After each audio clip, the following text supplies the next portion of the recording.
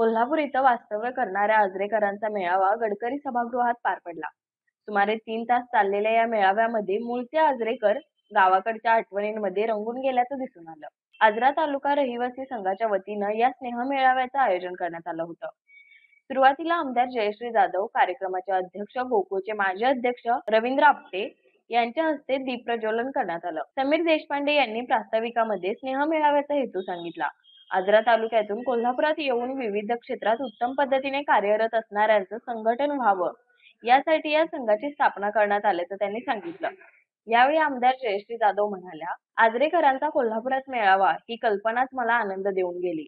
आज इथे आल्यानंतर अनेक वडीलधारी मंडळी, गावातील गल्लीतील मैत्रिणी भेटल्या. या स्नेहमेळाव्यामुळे मनाला आनंद मिळाला. अनेक आठवणींना उजाळा मिळाला.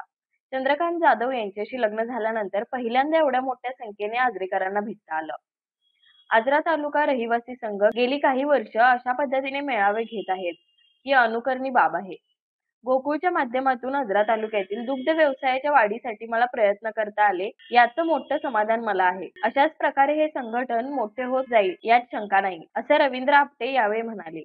यावेळी मान्यवरांच्या हस्ते गणी आजरेकर, अथर्व शुगर्सचे चेअरमन मानसिंग खोराटे, मूळचे हत्तीवाड्याचे असलेले माजी अभियांत्रिकी विभाग प्रमुख डॉक्टर बाबूराव कुंभार यांचा सत्कार करण्यात आला.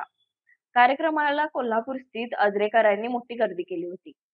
न्यूज मराठी 24 साठी असित बनगे, कोल्हापूर.